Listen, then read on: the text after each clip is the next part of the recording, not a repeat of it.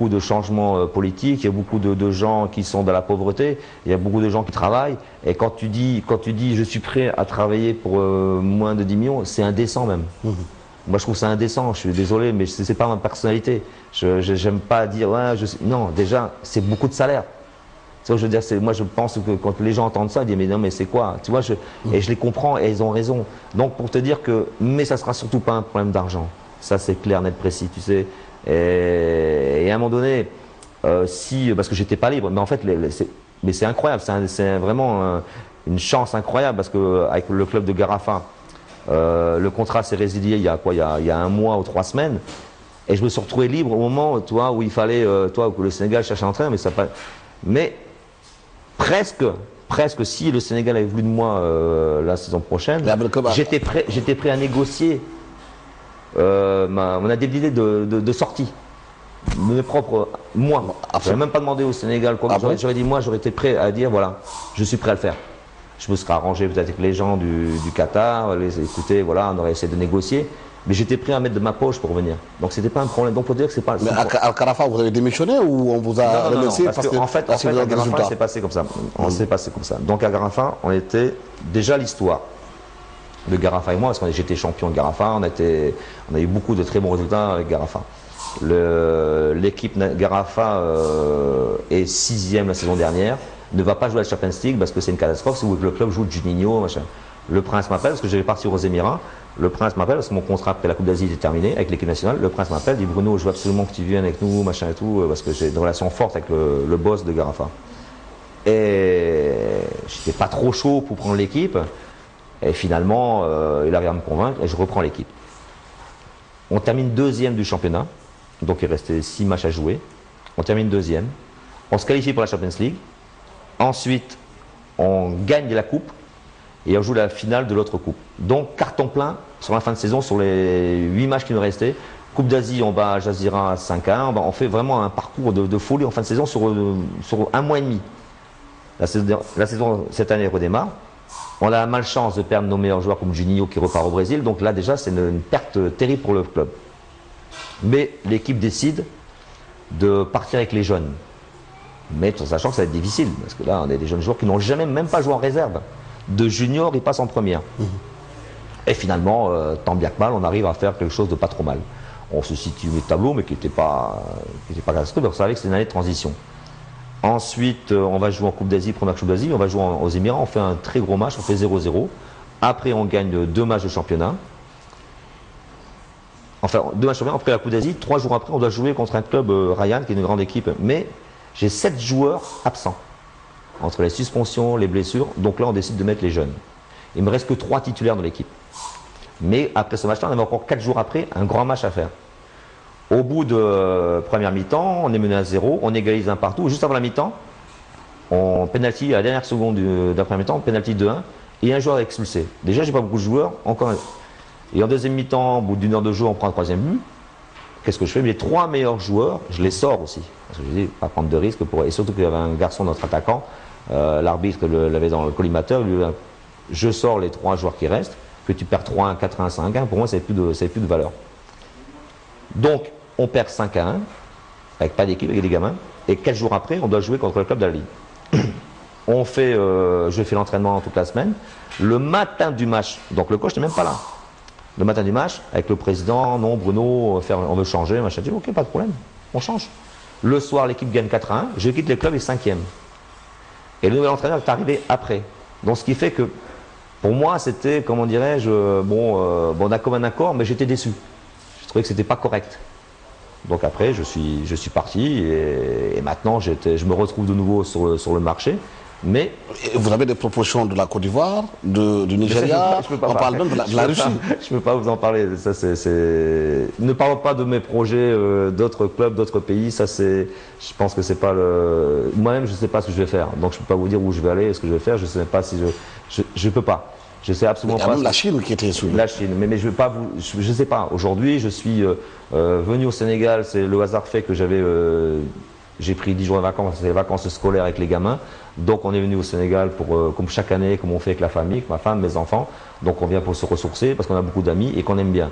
Donc on est venu vraiment pour passer un moment de tranquillité, et ce qui fait que maintenant, et au même moment où j'arrive, c'était la période où le Sénégal cherche un entraîneur. Donc c'est vraiment un hasard, quoi. C'est un hasard incroyable.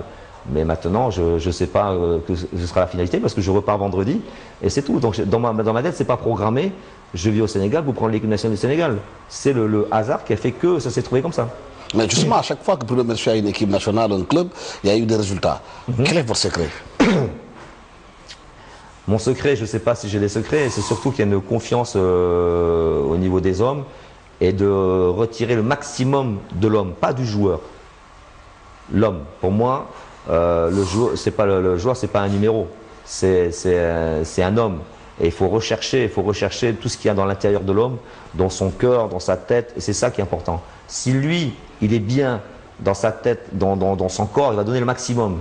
S'il n'est pas bien, ça sera un peu plus difficile. Donc il faut que le joueur, le jour J, il soit au top du top. Il faut qu'il n'ait pas de problème, il faut qu'il soit bien. Mais parce qu'on fait un travail psychologique par rapport aux joueurs. C'est un travail de relationnel. C'est pour ça qu'à l'époque, je ne sais pas si vous vous souvenez, l'histoire, en 2002, on disait, ouais, mais Bruno, c'est pas l'entraîneur, c'est l'ami des joueurs. Mais combien de fois je l'ai entendu ça? Donc on peut reprocher presque d'être trop amis. Mais moi je pense que dans le football, les gens pensent que l'entraîneur doit être à l'écart. Tu vois, la relation ne doit pas être forte parce qu'ils pensent que sa crédibilité ne sera plus, il sera plus respecté. Il a peur que son autorité, ça va nuire à son autorité. Et je trouve que c'est une connerie. Parce qu'il y a Bruno Metsu, l'ami des joueurs, l'ami des hommes, en dehors du terrain. Et il y a Bruno Metsu, que tu pourras discuter avec les joueurs, que ce soit Diouf, Fadiga, Lamine Diatta, qui lâche rien, qui est un fou. Moi, une position, je peux tuer le joueur, j'arrête tout, je deviens fou. Parce que ça, il tue le travail. Et si un joueur ne respecte pas le travail tactique qui était préparé, et à cause d'une erreur, d'un détail, de positionnement, je deviens fou, j'arrête tout. Si les joueurs sont là, ils peuvent te raconter des anecdotes la veille de la France, où on faisait des positionnements par rapport aux attaquants français. Parce que j'ai constaté, quand on peut regarder les images, Trezeguet adore, comme maintenant les équipes jouent en zone, défense en zone, Trezeguet adore toujours se mettre entre les deux défenseurs centraux. Je dis ça, c'est jamais. Quand le ballon à droite, ben, l'autre défenseur central le prend au marquage. Mais je ne veux pas que Trezeguet reste entre deux. Quand il est le côté opposé, c'est l'autre qui le prend. Mais le marquage, c'est pas des yeux. Tu le touches, tu le tiens, tu le vois et tu peux intervenir. On fait veille de match, première action, et je dis à Papio, qui joue dans l'équipe adverse, J-Pap, essaie de te mettre à chaque fois sur un centre, entre deux, pour voir comment vont réagir mes attaquants. Parce que je prépare ça. C'est pas leur dire, c'est le préparer aussi sur le terrain. Ok, coach. Débordement côté gauche. Papio se met entre deux. Ni Malik, ni Lamine le prend. Et dans cette zone-là, c'était Lamine qui était chargé de le prendre. Si les joueurs sont là, je suis devenu fou. J'ai déchiré le maillot de Lamine, je l'ai sorti, et j'ai dit à Big Boy, prends sa place. Et les gens m'ont regardé, ils me disent, mais parce que Lamine, c'est un garçon qui est aussi costaud. Mais ça, c'est moi. Parce que sur le terrain, je lâche rien, je laisse rien au hasard. C'est impossible. Tu ne peux pas avoir des résultats par miracle, ça n'existe pas, ça. Faut enlever ça de sa tête. Hein. La chance de Bruno, non, la chance de Bruno, c'est son travail. Et ça, ce détail-là, c'est précis. C'est pas quelque chose. Là, tu dois être intransigeant. Mais qu'après, je bois un coup avec Lamine Diatta, ça, c'est pas un problème. Parce qu'après, c'était ça notre force. Une fois que je l'ai bien pourri, après, je l'ai remis dans l'équipe le lendemain, il a fait un match de folie. Le marquage, il l'a pas oublié parce qu'il s'est rappelé de ça. Mais si tu laisses faire, que je laisse faire quand ils vont boire un coup, machin, ça c'est une chose. Mais sur le terrain, c'est impossible. Parce que là, tu joues avec le travail des joueurs. Et c'est là la transigence. Et c'est la rigueur, la transigence. Ça, c'est important. Mais aujourd'hui, le contexte a changé. 10 ans après, est-ce que vous pensez que les mêmes méthodes que vous aviez avant, vous les reproduirez avec la même équipe? Je t'expliquais. La même approche. Quand je suis parti aux Émirats du Sénégal, je suis parti au club d'Al-Ain, qui est un grand club dans le Golfe. Le prince des Émirats, il dit j'ai un rêve, c'est de gagner un jour la Champions League. Et j'ai été choisi parce que je sais que tu as fait avec le Sénégal, je pense que tu peux le faire avec nous. C'était pas une grande équipe. Et au début, les premiers entraînements, Parce que comment dirais-je, la discipline aux Émirats, c'est pas la discipline, comment dirais-je, du Sénégal, c'est au de l'Afrique. Hein. Quand je parle pas du Sénégal spécialement, c'est l'Afrique en général. On a tous des comportements. T'es en Europe, t'es comme ça. T'es en Afrique, t'es comme ça. T'es dans les pays du Golfe, t'es différent. Les joueurs, la tête, on dînait à 20h. Je t'attends à 20h45, 21h, ils étaient tous dans les chambres. Il n'y en a pas un qui est resté en bas pour traîner, discuter. Bam, bam. Je dis, ça me change par rapport à ce que j'ai connu. Le lendemain, on était en stage, on dîne, pareil. J'appelle le capitaine, c'est Mohamed Omar, j'ai Mohamed Omar, je dis, mais il y a un problème, vous êtes fatigué, il dit, non, coach, c'est le règlement. Et vous êtes des garçons, vous pouvez boire un petit thé et rester discuter. Ça fait partie de la vie en général, de la vie d'un club. On ne peut pas les faire manger, dormir, s'entraîner. Manger, dormir, s'entraîner. J'ai dit, ce soir, c'est 23h, à partir de demain, c'est 23h au lit. Et je me regarde. Le manager vient me voir, il dit ça, c'est pas votre problème, c'est mon problème. Je dis non, c'est mon problème. Parce que sur le terrain, c'est moi qui les ai, les joueurs.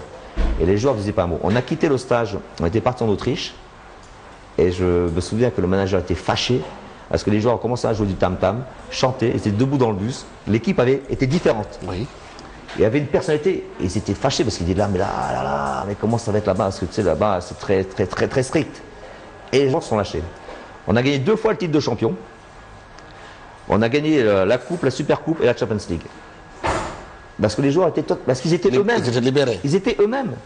Ils étaient eux-mêmes. Faut que tu sois toi-même. Si tu veux faire du bon travail, il ne faut pas que tu arrives dans la crainte ou dans le machin. Il faut que tu sois toi-même. Et après le Prince, donc la première année, on est champion. Et j'avais signé 1 an seulement en 2002 à Al Ain, parce que normalement j'étais censé revenir au Sénégal en 2002. Ça aussi. Absolument. Parce que normalement j'avais signé 1 année. Comme dire Al Ain, parce que après la Coupe du Monde, les qualifications, on devait jouer Lesotho et je ne sais plus qui, et c'était fin de saison. Mais donc j'avais 1 an sans travail. Et je vais demander qu'on puisse me libérer pendant 1 an et revenir.